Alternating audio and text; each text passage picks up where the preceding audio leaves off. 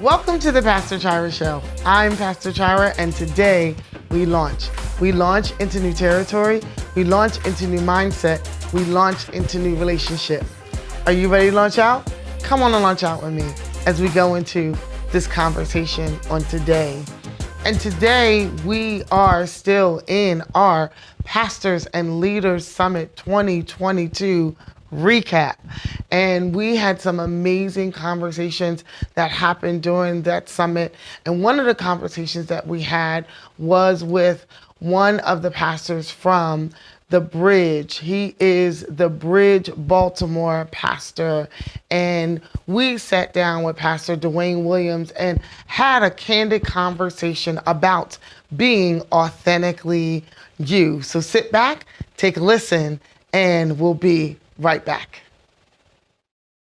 I mean, so it's been an experience that we've all had. I mean, you were over there talking about being authentically you. Yes, ma'am. And a lot of times, even today, we don't even know who we are to be authentically us. But what are just some of the nuggets that you dropped in the workshop, Authentically You, to everyone on today? Yeah, I love what you just raised about not knowing who we are, right? Mm-hmm. Now, can I give an element here? Yes. Most people are afraid to be who they are, right? Absolutely. Because we live in a world that teaches us false preservation. And what they teach us is, if you're like this, you'll get the like, Right. the comment, the share. You will get the attraction and the attention. Right. And what happens is, but it's not really you.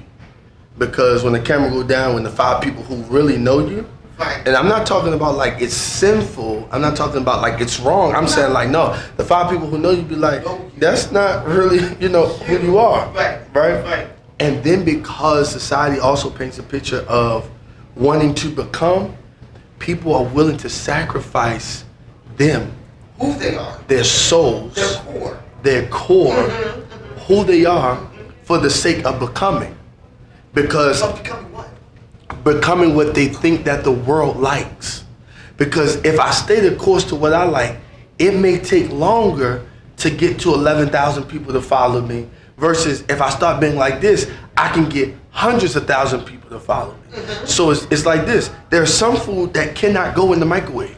Absolutely. Because if it goes in the microwave, It dries it out. it's nasty. It's just nasty. Yes. So let's take this into a human perspective. Many people don't want to go through the oven to be cooked Fully. because if I go through the microwave, I can get there quicker, but underneath I'm nasty. And I'm not cooked all the way through.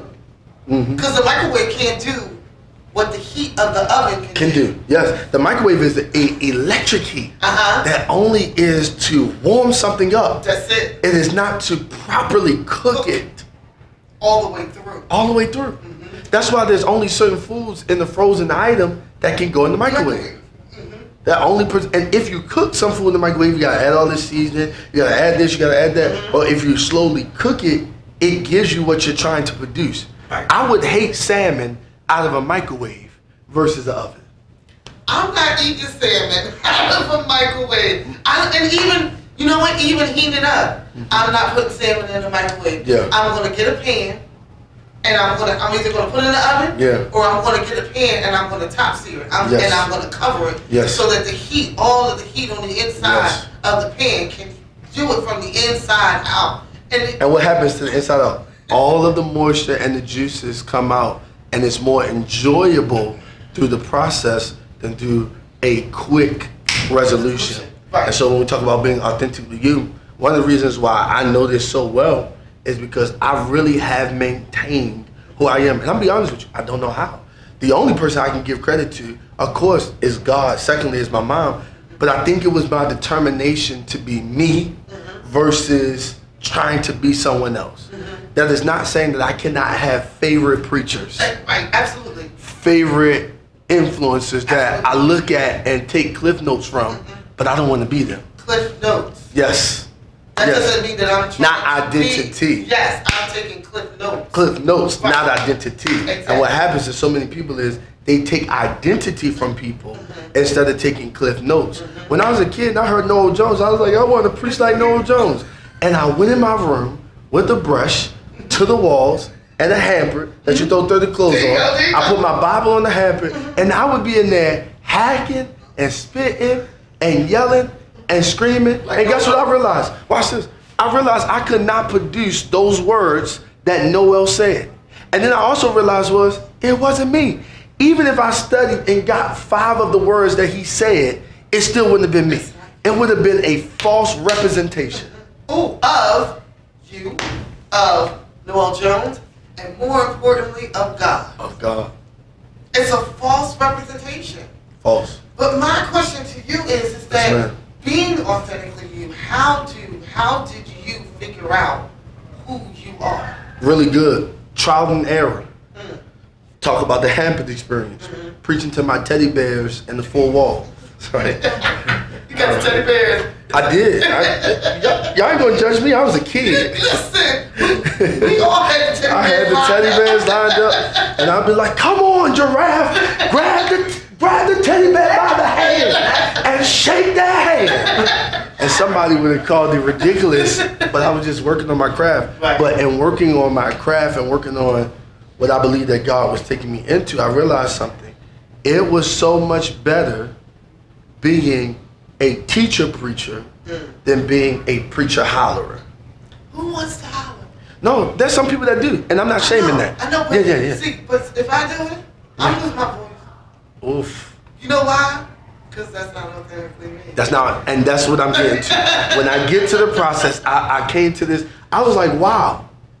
I did a test, and I found out more people enjoy what I was saying in moments like this, Right. and moments like what we just experienced, versus me trying to grab your neighbor by the hand, tell your neighbor. And I'm not saying that they're wrong, No. because that's that person's style. That's them. But my style had to be what I believe God was calling me to be. And when I started operating my style through trial and error, I realized something. I would go into schools, black kids, mixed kids, white kids, and I would pierce them. Now, I'm saying but it really goes back to God, Absolutely. right? But I We're would, only vessels. that's it. I would pierce them at the seat of where they were sitting because God was allowing me to be me. And you allowed God to allow you to be you. Because I'm in a covenant. I'm in a relationship. God doesn't want us to change because He doesn't have need for us, right? He wants us to change because He has need of us. Right. And so the reality of it is part of that covenant relationship is being able to identify, because people are like, I ain't changing. You will. You will. You will. I said, I ain't changing for nobody. And then I found myself being, more loving, more compassionate, more this, more that, more this. And not because I was trying to get something from God, but the maturity of God will grow you up. Will grow you up and out. And out. Yeah. It will. The maturity of God will grow you up and out. Yeah. The thing is, though, we have to allow Him to. And a lot of times we don't know who we are. Yeah. What is something that you would tell the viewing audience? What's the how part to really figuring out who I am? What's the how part? That's a really great question. The how part, I think it starts with number one, being open to, and I don't want to say rebuke or correction. I want to say the relationship of God. And the reason why I use the relationship of God is because it is not just rebuke. It's also love. It is not just correction. It's also esteem. Yes. It is not just getting you together. It is also picking you up, right? Yes. And so, sound like a fruit to me. yeah. So the first thing you got to be open to is the relationship of God. Now let me tag this. I've always been open to the things of God, Right. Yes. but not sometimes to the relationship of God. So in agony and in pain, I learned how to be open to the relationship of God, which means I was crying tears while going to fulfill who God really wanted me to be. Like, this is stupid. This is so stupid. I'm tired of this. Right? On your way. On my way. Because I was open to the relationship with God. Number two, I got to be open to what myself can possibly perform. And when I say perform, I'm not talking about a performance. I'm talking about being open to what God can do through me. And not being close to like, yeah, well, I'm only talking about sin. That's all I'm going to preach on. No, God might have you do something else. Absolutely. You might get up there and he might switch it all around. And we have to be the vessel. Yeah. To do that. And if you have a relationship with him, he will let you know. Yes. He will change it. And if we are the vessels that he has really called us to be, we will decrease so that he can increase. I want to give you one more. One more is honesty with yourself. I talked about this in there. Honesty with myself. Honesty with myself. And I raised my hand when I named a couple of things. One of the things I named, I said, and pettiness. And I raised my hand first because when you can identify who you are at the core, then God can be like, okay, cool. Because here's what I learned about God. God knows you're petty. He knows you're petty.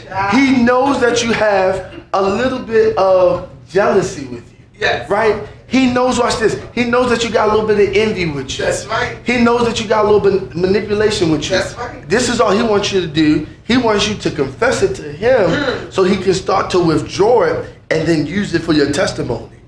So the honesty with myself allows me to be open to God's correction while walking out my purpose, which eventually becomes who I am. Who I am. At the core. At the core. At the core. But most people lie. I'm not manipulative. Okay. I'm not jealous. You are jealous. When somebody come around your man, you get a little jealous. And guess what? It's okay. Just say it. Just commit. Tell your man, listen, sometimes I get a little jealous with people. Exactly. Don't lie about it, because guess what? Then guess what he does? Guess what you find out in freedom? When you learn how to communicate certain things, when people really love you, they learn how to protect you. In that place, and you'll find yourself getting freedom because when you communicate it to your wife or to your husband, let's take jealousy for example, you communicate to them, I don't really like when people say stuff, it make me get jealous. When he responds like, okay, I understand, or she responds, okay, I understand, not okay, well, you need to grow up, you need no, because we don't, it stemmed from somewhere. Childhoods have helped us and harmed us. I told you, amazing conversation, right? Listen, he gave so much during our talk and during his workshop, but we have to take a quick break right now and go to commercial. And on the other side, we'll hear some more from Pastor Williams. Be right back.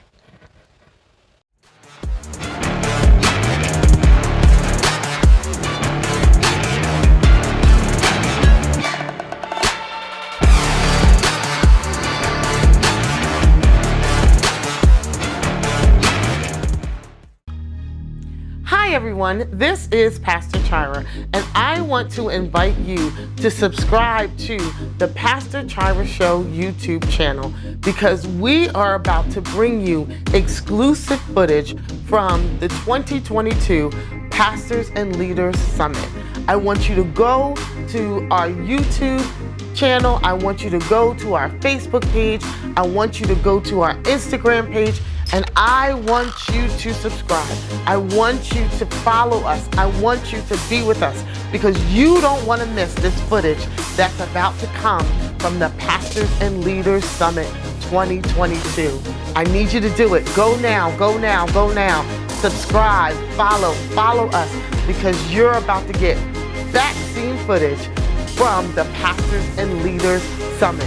The Pastor Chira Show. Find it, like it, follow it, subscribe. I'll see you soon.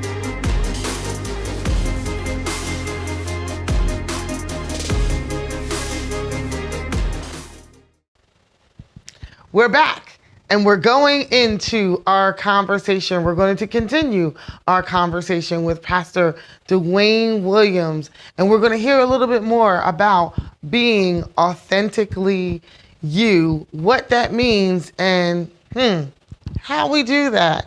Let's go. Let's listen. Absolutely. Right? Yes. And Yes. so when I'm able to communicate, look, I don't really like that, it make me a little jealous. When she takes that into consideration, or when he takes that into consideration concerning you, what that does is you go, oh. And when you see them start working at it, it desensitizes you. Now, I'm not saying you don't need therapy. Right. Sometimes. I'm not saying you don't need Jesus Christ.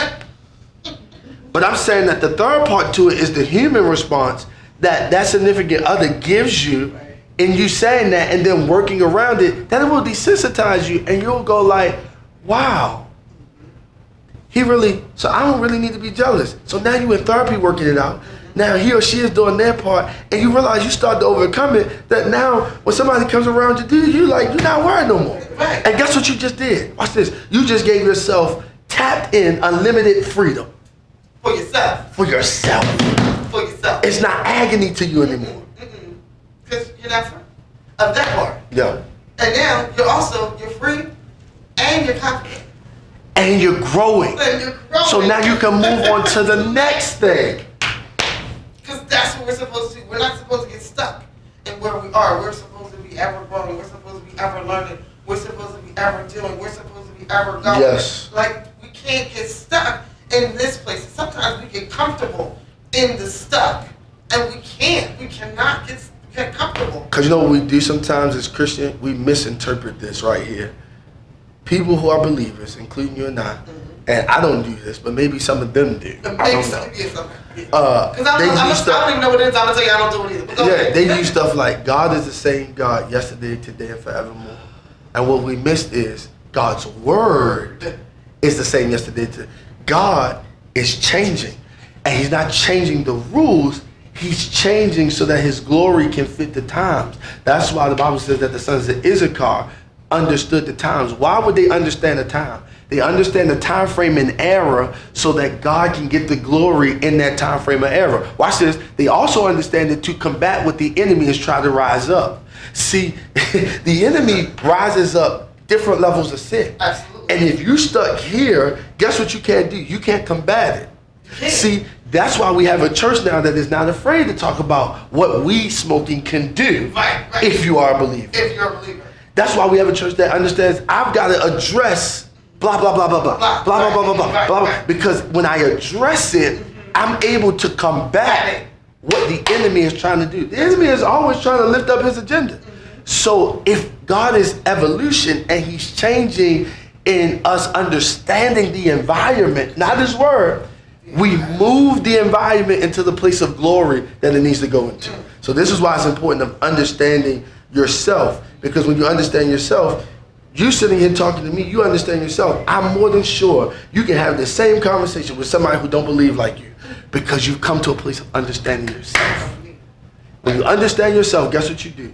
You understand that you're a reflection of God, so you come into the knowledge of who you really are. Because what I said in my presentation is, stop allowing people to make confidence sound arrogant.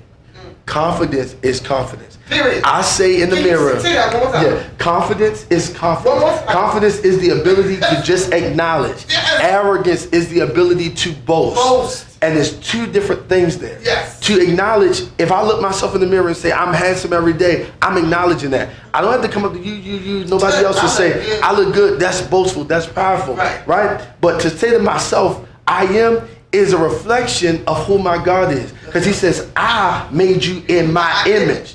So if I'm in his image, then I don't care what size or shape I am, I look good. Because I'm in the image of God. That's right. And part of our problem is we've allowed some societal norms to cast down what God is trying to bring up. Yes. Okay. We done had a whole session. I'm excited because being authentically you is something that a lot of us have struggled with, especially coming out of these times. And our young people are really struggling with knowing who they are, yes, they are. what to do and how to be, because there's so many things that they're combating with every day, going to school and just social Yes. media and The world at large, the world at sexuality, large. Yes. the whole 9 yards. And Peer the- pressure is higher It's high. than when I came through school. Then when I came through school, like They pressured me to steal a tasty cake from the gas station. I did it because I like Little Debbie chocolate cakes. I did do it, I confess. But I repented later, so don't judge me. Okay, all right, so- But I did do it So because them chocolate brownies was real good. And it wasn't like my mother couldn't afford the 50-cent cake. They got me. They got me that day. Right. Yeah. But it's different now. Right. It's different. Because they're peer pressuring you not so much into sin. Sin is the umbrella, but they're pressuring you into things that you know in your mind, with the And in your conviction heart, and in your heart, yeah. that's really wrong. It And don't it's feel right. open. Watch this. And one thing is opening you up to a multiplicity of things. Me stealing from the store, I didn't become a thief. Right. Right, because in that time it wasn't, you know. Right. But now, when they open you up into one thing, man, you start doing like 7 different things. Because that's the job of the enemy. Yes. That's the job. Yes, ma'am. And it's covert. It's Yes. not overt. It's covert. Oh, super covert. Like a military man crawling in the grass to kill an enemy. Exactly. It's covert. It's covert. Yeah. Mhm. Yeah. And we have, as parents and as aunts and uncles and caregivers and villages, we have to make sure that we are going to our young people and we are giving them the things that we know and so that they know that you don't have to fall to every diver's temptation. Yeah. You don't have to listen to everything that everybody Yes, ma'am. tells you to do. Yes, ma'am. You don't have to. You got people that you can come to. If you got a question, come talk to me. Yes, ma'am. You don't have to talk to your friends. Come talk to us. Yes, ma'am. Because we're going to give you good counsel. We're going to give, but they're falling into these things, and teachers are telling them, oh, you can be, whatever you want to be. However, our teachers, what is going on? And our kids are coming home confused Yes, and ma'am. not knowing who they are. Just to talk about that really quickly, I know we got to move. I know. But I think one of the things I didn't have time to address is roots, right? Roots need to be established at home. Yes. As an ex-youth pastor, one of the things that I taught was establishing roots. I think parents do a great job, especially single black moms. They do a great job at trying to really provide. My mom did it, right? And they're trying to get their children all these name brands, but there's got to be a moment where you pause and teach the children life. Life. Yes. And just spend heavy time with them, like pouring in self-esteem. I think it needs to be a ritual in households where parents tell their sons and daughters, hey, you look good today, Yes. right? You're nice today. Your shoes are nice haircut. Not because you're just trying to be extra, but one of the things I think that the African American household has to break is this code of conduct of silence. Yes. Yes. I would rather be corny to my kids than be cool with my kids. Yeah.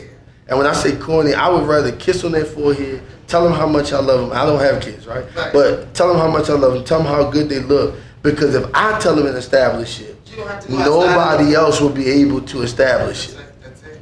And that's the difference that we see in parenting. Like, some parents are trying to provide, so they miss the minerals and vitamins. Right. But other parents have the pleasure and the privilege to provide and give the minerals and vitamins. And then some parents are giving the minerals and vitamins but cannot provide, right? And so I would rather, this is just me, Right. have a household that gave minerals and vitamins, because then I know that my child would be able to be healthy Yes. in the world, Yes. than to give them everything that they want or everything that they need, because then I'm giving them what they want, but they lack in the more intelligence and the more values of keeping them stable.